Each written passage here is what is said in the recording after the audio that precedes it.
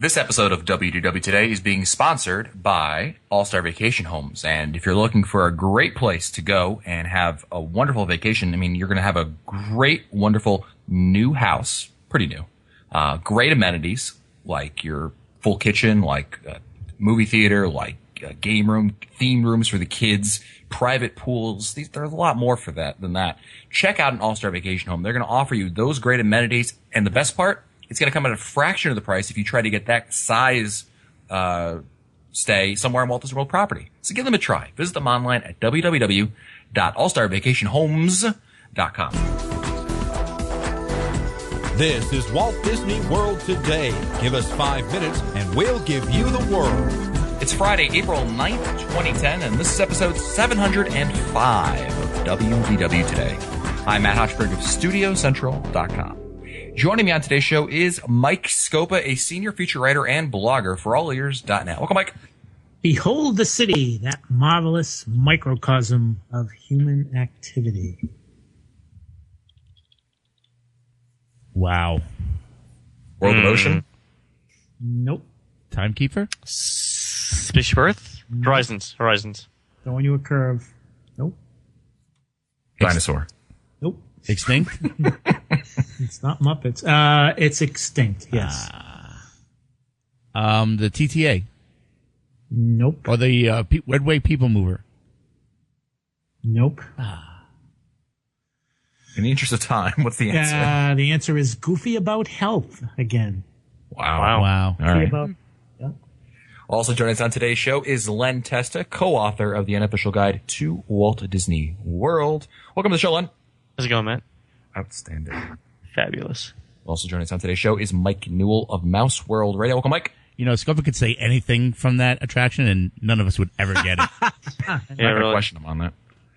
And our special guest on today's show is a recurring guest on the show. Is Harvey Benton. AJ from the Disney Food Blog, which of course is online at disneyfoodblog.com. Welcome, AJ. Thank you. Welcome. Hello. On today's show, we have I think it's an interesting topic to talk about, and that is, obviously with AJ, we're probably going to be talking about food, but dining at Walt Disney World in terms of theme over food. What do I mean by that? There's certain restaurants at Walt Disney World that I think we'd all agree the atmosphere, the theme to the restaurant is better than the food there. The food is not the reason you would go to the restaurant. And some prime examples, I think, that are fair to say are restaurants like the Rainforest. What? Sci-fi. Sci-fi, that's what I said. Yeah, sci-fi. Rainforest. I think I said it like 6 times. Well, pretty much anything in the studios, let's face it. And Cinderella's Royal Table. Excuse me, Matt, I believe there's a gauntlet at your feet. So these are restaurants that I think it's fair to say people go to because of the theme, not so much because of the food that's there. And we wanted to debate, is that a good practice? Is that something that you should be doing? And I guess I'll start things off here, since, you know, I want to get the ball rolling. And, you know, with these kinds of restaurants, I mean, personally, I don't go to these restaurants, even the Sci-Fi, because I don't agree that you should go to a restaurant for atmosphere over food. Food is the reason you go to a good restaurant. It's the reason why we go to Le Cellier. It's the reason why we talk about other restaurants like Gico and California Grill, because they have got great food. And for me, the atmosphere isn't enough. It could be friggin' Horizons restaurant, and you know, I might go there once just to do it, but you know what I mean? But I mean, if the food is just McDonald's, or, you know, if it's really just not great food, it doesn't do anything for me. What do you think, AJ? I think you are correct in some of your points, and I disagree largely on others. I actually, you know, I always prepare for these WDW Today events that I do with you guys. So I've got my list of for and against here, and there's really good points on all of them. Okay. So really? There are really good points. Hey, I don't do things halfway. It's quality. How'd you get on the show? Yeah, what are you doing here with us? So I'm just not going to answer that. I'm going to run right by it. So, you know, I understand what you're saying about how we definitely talk about great food. We want to, it's our vacation. We definitely want to, explore. wonderful food, stuff we can't get at home, etc. But I will say, I have to come down a little bit more on the for side, on the, yes, you need to experience some of those restaurants that might not have the best food. So, one of the things that I really like to say is that kids are a big deal at Disney World. Your kids want to experience some restaurants that maybe you don't think are, going to be worth it because the food isn't great, the food quality isn't top notch. But you know what? They're going to have a lot of fun at T-Rex. They're going to have a lot of fun at Rainforest Cafe. Your little princess is really going to dig going to Cinderella's Royal Table, even if you don't think it's worth both the dining credits. She does. So by your little princess, you mean me, don't you? I can hear it in your voice. Go ahead. I know. That is what I call you. That is what I call you.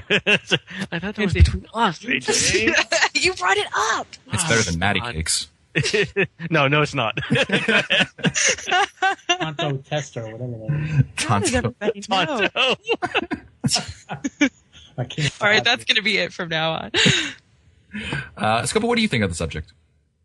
I think that AJ makes some good points. I think that if you're taking your family, you're taking your children there for the first time, I think there's always going to be the excitement of bringing them to, let's say, Primetime Cafe, bringing them to a character meal. There's always that's going to be tearing at you. One of the things that I'm not sure if AJ is going to talk about this, but what about like a dinner show like Hoop-Dee-Doo? I think that's one of those places where the food is pretty good. It's not the greatest, but the theming or the show is kind of what draws people there. So there's going to be many people who will argue that theme does matter in some cases, but not in all cases. That's a fair point about Hoop-Dee-Doo. I mean, and that's one where I would tell you, I'd be the first person to tell you the food is nothing. I don't think it's anything special. It's just fried chicken and all the beer and wine you can drink. But I mean, the problem with it is the food is nothing special by any means. And the show does. I think the show does make up for it. And I think that's the. Right. I would. You're right, Mike. There are some exceptions, and that's absolutely right. Len, what are your thoughts on the matter? I don't think that that a show makes up for poor quality food at all. In fact, I think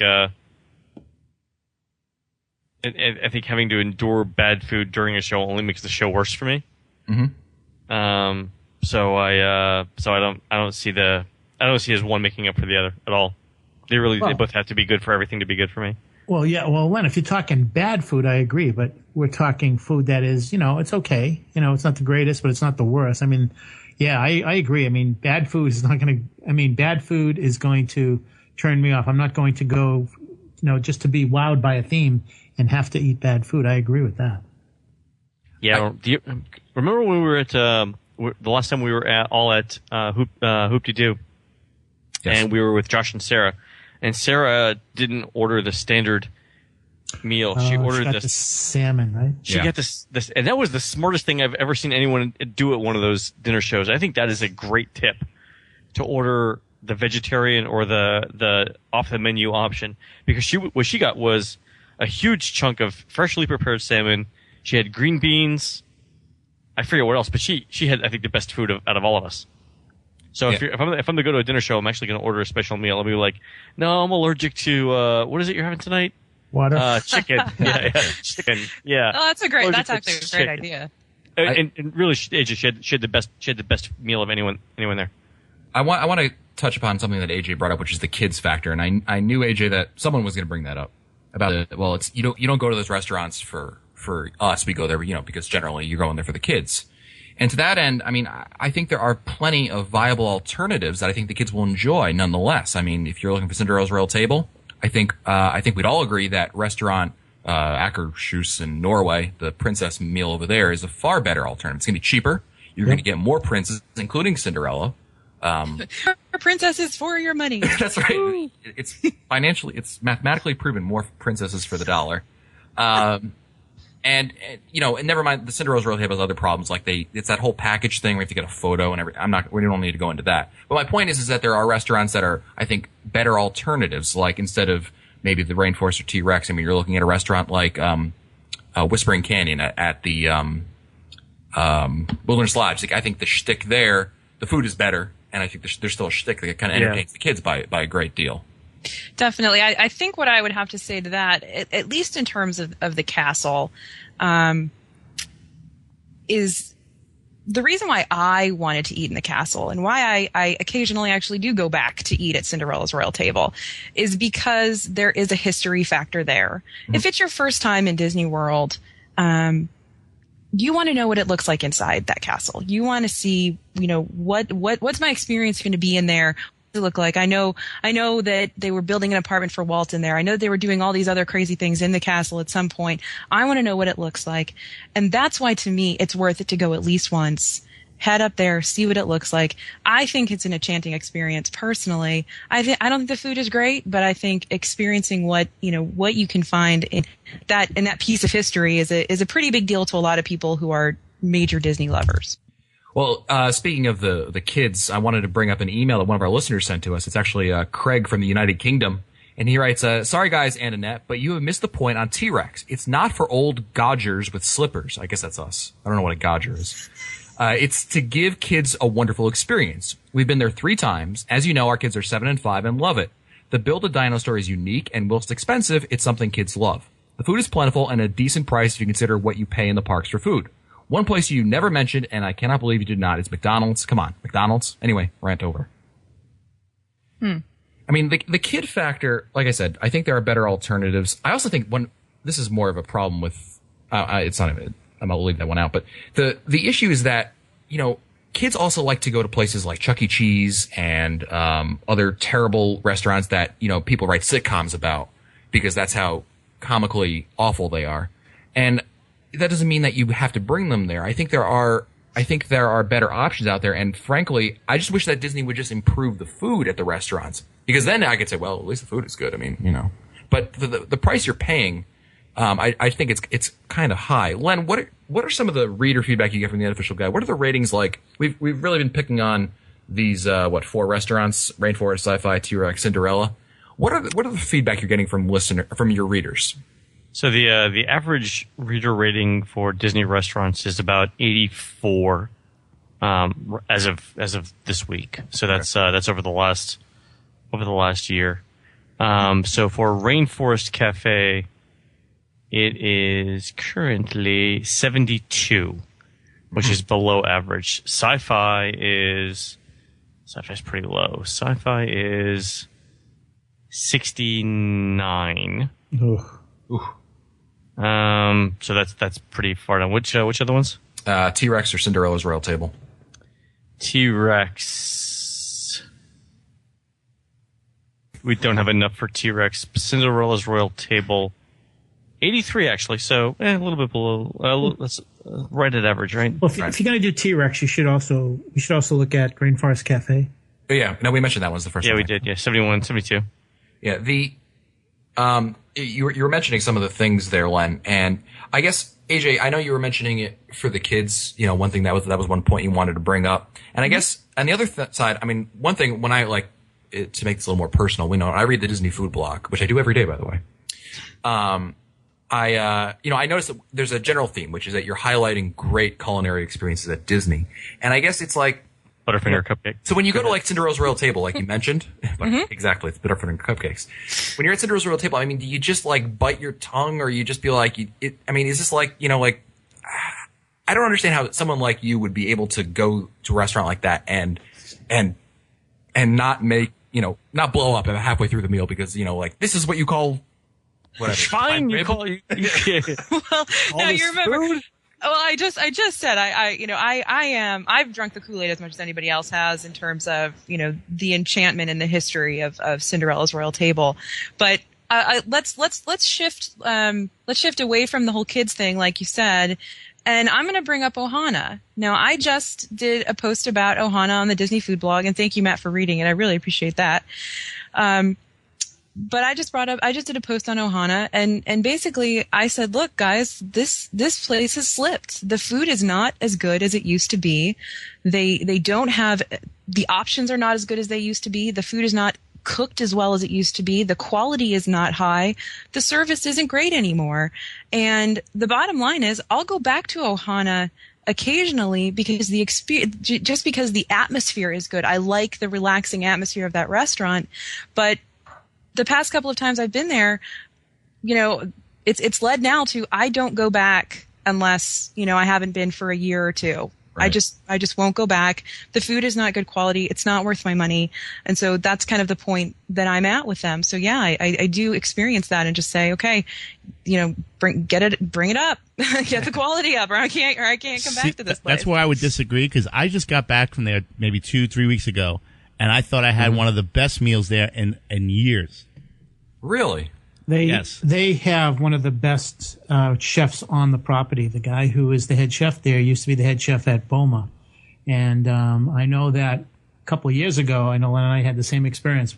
It really slipped. It really slipped. Tremendously. But the last 3 weeks ago when we went, it was fantastic. So it was definitely maybe it's time for me to go back. Is TJ over there now? Is that? Yeah, he's over there now. Okay, maybe it's time for me to go back. But in answer to your question, there are times when I just say, okay, forget it. This isn't worth it. But your point is also, people have such different experiences. There are some restaurants at Disney World that just are not consistent. So some people will have great experiences, and the next day someone will go and say, this is the worst meal I've ever had. And it's not necessarily that one is high maintenance and one isn't. It could very well be that, it was just an inconsistency. So, that happens a lot, unfortunately, on property. A bad day. Yeah, bad day. Or good day out of good day. So, I mean, your point is well taken. I think you could list any restaurant, and if we had all our listeners comment on it, you're going to find someone who's going to complain about every restaurant's not going to be perfect, and it doesn't matter which restaurant it is. It could be Le Cellier, it could be Yachtsman, it could be Chico, any restaurant. You're going to get someone who's going to say, I had a terrible meal there. But I think that you're right that a lot of restaurants do suffer from this very inconsistent behavior. One restaurant that I was thinking of actually when AJ brought up Ohana was Coral Reef. Coral Reef. I just ate there in December. And what were your thoughts on these? That one's always been one that I had on my list of axis of evil atmosphere. So with North Korean barbecue. That's right. That's awesome. That's totally what they should do. North Korea should be the next land. Could you imagine? Oh my gracious! You have to cross the DMZ to get in. Exactly. Oh dear. But the restaurant has always been like, look, you're dining with the fishies, and it's been the reviews have been mixed at best, I think, over the years. But what do you think about that restaurant, Len? You know what? I like the food quite a bit. I was there for lunch. Service was molasses slow, but the setting was nice. It was completely jam packed. It was noisy. The food was better than I expected, though. It gets a 79 rating, so it's a little bit below average from our readers. That's probably when you take into account the setting and the value and the atmosphere, I could see how it's slightly below average. My guess is if you went during an off time or at night, maybe late at night when it wasn't quite so crowded, that you might add 5 points to that, so it'd be a little bit above average. But and that's a restaurant that I had an experience. One trip, I went to Le Cellier one night, had a steak. I went the next night with Janine and had a better steak there than I did at Le Cellier. Coral Reef. That's right. You said that time. Yeah. That's weird. And I was shocked. I was amazed how much better it was. Now, I don't know. That could have been just a bad steak at Le Cellier, because I've had, I've gone back since and had really good meals. But that particular trip, I had a better experience.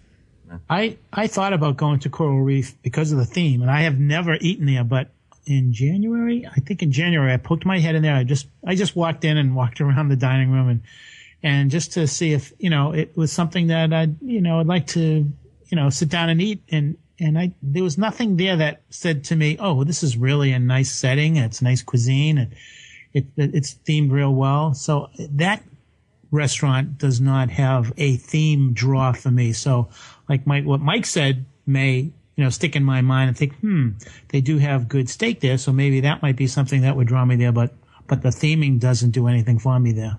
Now, would you say that Chico has a theme? Very. I don't know. I'm not impressed with Chico. I like Jico quite a bit, but I don't think that there's much of a theme there. They just have that light that kind of dims and goes, it goes up and it comes down a little bit.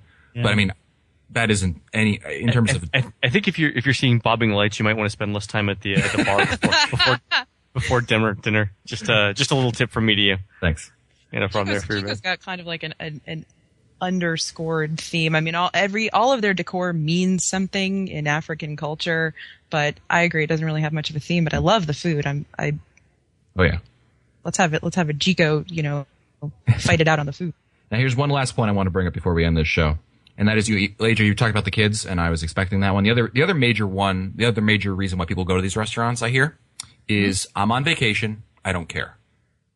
And I disagree with that 100%. I'm on vacation. I don't care about the money. I just want to, it doesn't matter. And I agree with you, but why don't you take it, AJ? Take the ball. Well, you mentioned money, which is another thing I would like to talk about quickly before we end. I think budgetary concerns is a big reason not to go someplace you might not like.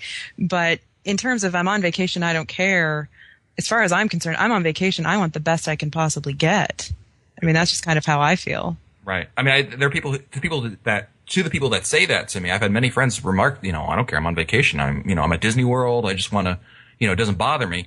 And I say, well, why do you have to sacrifice your food quality? Like you said, I love eating out, and whether it's at home or if it's, on vacation in Washington D.C. or at Walt Disney World, I want to have great food, and I don't feel like I should have to sacrifice. Scopa? I agree, Matt. I think that it's kind of funny. I think that there's a transition of opinion. I think that our attitude. I think that there are people in the past have said, I'm on vacation, but I think now they're saying, okay, now I need to make sure that I'm making not just good use of my money, especially the way the economy is, but make good use of my time. So I think there's a kind of there's a transition period that we're going through now, and I think people are weighing not just the value from their money, but the value of their time. And the only thing that will throw that off will be, if they have young children and they're thinking, I want my kids to see Dinosaur T-Rex, or I want them to see Rainforest Cafe, or I want them to see the Whispering Canyons, or I want them to see Primetime. And I think that's the only factor that goes against the cost and the time value.